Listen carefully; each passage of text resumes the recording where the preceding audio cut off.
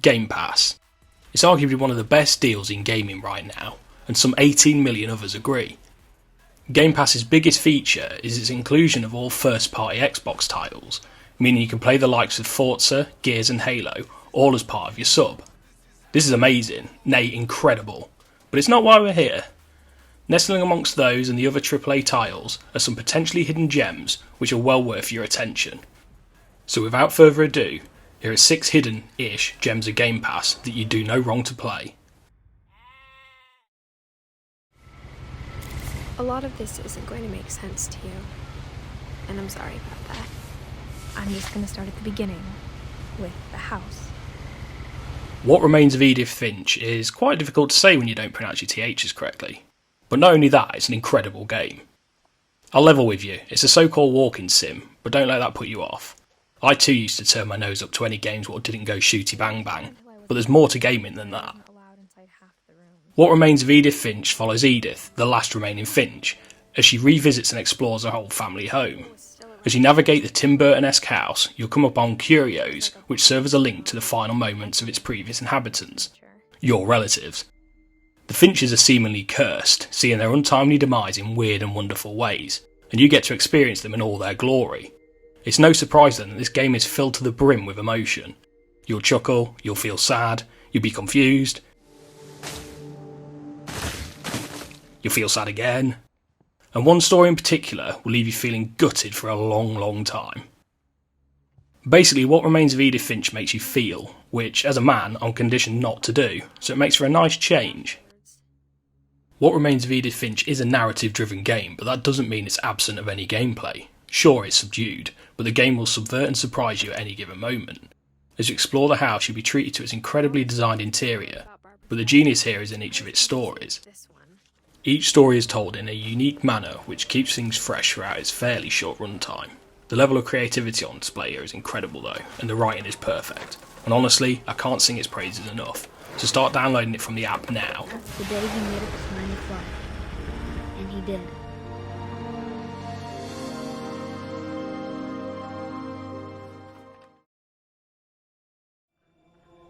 At the midpoint on the journey of life, I found myself in a dark forest, for the clear path was lost. EA Play joined Game Pass at the tail end of 2020, and whatever your opinion on them, EA makes some damn fine games. One of those games is what I consider to be the best action-adventure games of yestergen. Dante's Inferno came out nearly 11 years ago, and if you've never heard of it, it's basically an old God of War style combo racking hack and slash game.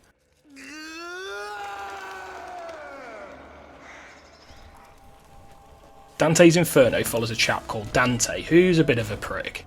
He's done some bad stuff in his past, so much so that when he gets stabbed in the back by some cheeky scamp at the start of the game, death itself comes to reap his soul and drag him down to hell. Dante isn't a fan of this plan though, instead fights death, steals his scythe, kills him with it, and then sods off home. I mean, the first boss battle in this game is literally fighting death. Do I need to go on?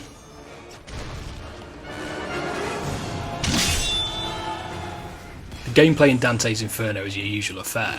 Fight all the baddies using many combos whilst racking up your in-game combo. There's also magic of sorts to mix up the button mashing chaos. Big bosses also make an appearance throughout the game, and it's here where the difficulty ramps up somewhat, but it never quite tips into Dark Souls territory of pulling your hair out. But one of the things that stands out in Dante's Inferno is its design. The environment design and general art style are next to none. How the game plays with the camera is also genius and lends to some moments in the game that I still think about today. It feels like a literal descent into hell but from the comfort of your sofa, so if that's your sort of thing, you'll love it. If you fancy a pang of nostalgia steeped in incredible design, Dante's Inferno will treat you well. It also highlights how much of a damn shame it was that Visceral Games had its doors closed, because this was one game in an almighty portfolio of work. I have to go with him, my love.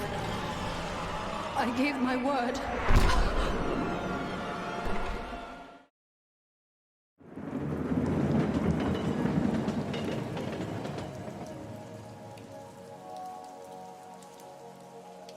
The garden is about the only place we've been able to visit over the last year, but the levels featured in this game are decidedly more enticing.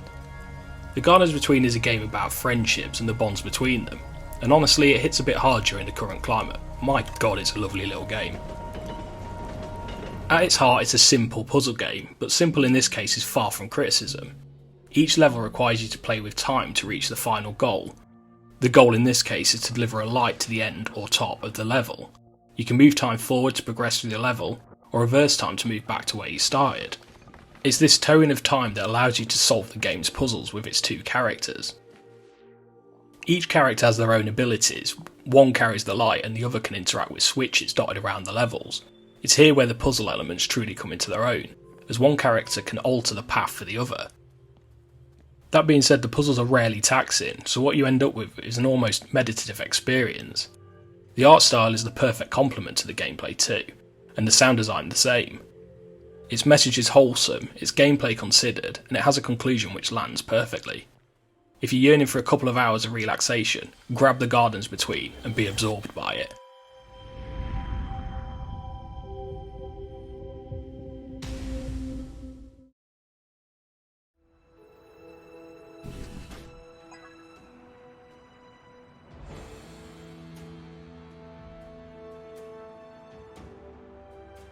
It's fair to say RECORE wasn't taken too favourably when it released. It's probably not the best opener for a game featuring in this year's definitive 6 games what are good on Game Pass list, but stick with me. RECORE had a lot of hype behind it at launch. Some of the minds behind Metroid Prime were working on it, which immediately set expectations high. The Xbox One was also lacking a big hitter first party title, and most hoped that this would be it. Alas, it fell short of the hype, but now that this weight has been lifted, RECORE can be appreciated for what it is. A janky, yet enjoyable Metroidvania action-adventurer. Didn't know he could do that. RECORE isn't perfect, but what game is really? I mean, it's GoldenEye, but that's beside the point. It does, however, offer up some interesting gameplay. It's essentially a third-person shooter with some platform elements, but there's enough to shake up the formula. The Corebot companions which follow you on your journey add to both the story and gameplay, with each allowing for full customization. These companions are useful in combat, each offering a unique attack to turn the tide of the battle. Tie those in with a coloured weaponry which increases the damage for the same coloured enemy, and it elevates RECORE's standard gunplay into something a bit more strategical. RECORE is also set in a networked world of mini playgrounds, think the Tomb Raider reboot, so it has that semi-open world feel to it which lends nicely to exploring its genuinely intriguing, if a little sandy, world. Dotted throughout the game are also dungeons which showcase the game's more platformy elements. These serve as a nice distraction from just shooting things and allow you to tap into that head nugget of yours to crack certain puzzles. On top of all that, it's a pretty interesting story which binds everything into a tidy little package.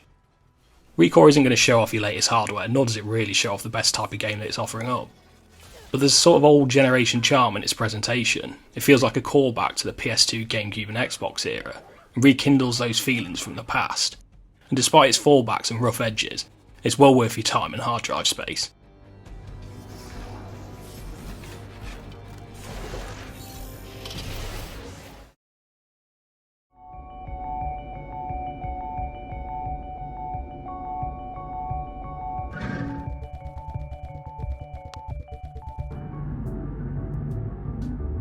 I'm a living in a box, I'm a living in a cardboard box. No.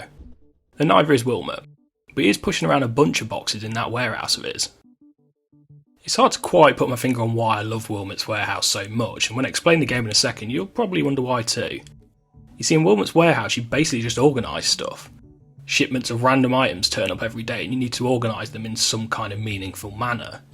Customers then appear at a hatch demanding collections X, Y and Z, meaning you'll need to scour your warehouse for all these items and deliver them promptly. The quicker you are, the greater the reward.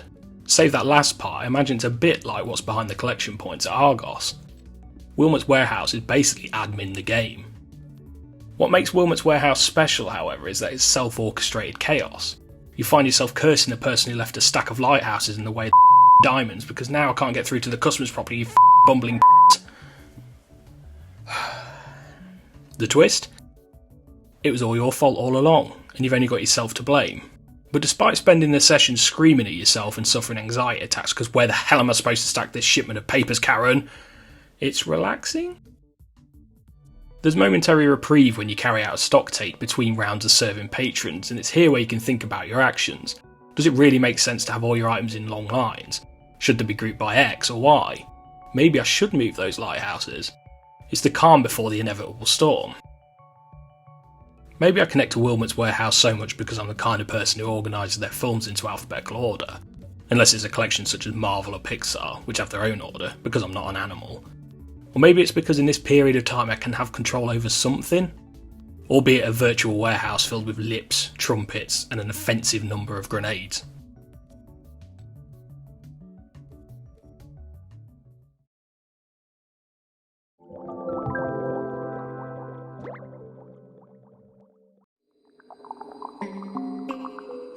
The internet has turned into a thirsty place since we've all been confined to our homes for the last year, so it only feels right that the final game in this list centres around a gaping hole. There have been some strange goings on in Donut County. Since raccoons took over the local donut shop, folks and things have been going missing. As it turns out, video games are to blame. BK, the main raccoon, really wants to level up in his current video game and unlock the coveted quadcopter. The only way to do that is to deliver donuts to folks. Although in this case, the donuts are holes which swallow up everything and everyone. The gameplay in Donut County is akin to the Katamari games. You control a small hole which can swallow equal or smaller sized objects in each of the game's levels. The more objects you swallow, the bigger the hole gets, allowing you to swallow even bigger objects. Rinse and repeat. The task of swallowing objects is strangely pleasing, but outside of that there's not much else to do. It's great then that each level has a few puzzles up its sleeve to spice things up a bit. But the icing on the donut is the game's writing. The dialogue between BK and the other residents is genuinely some of the funniest I've read in a game. There's also a Trashopedia which populates with all the swallowed items, and can be read between levels. I urge you to read the descriptions of these items because they are genius. Donut County is fairly new to Game Pass, and its pick up and play style paired with a serious console's quick resume feature is the perfect marriage. It clocks in at just a few hours, but my god it's an enjoyable ride.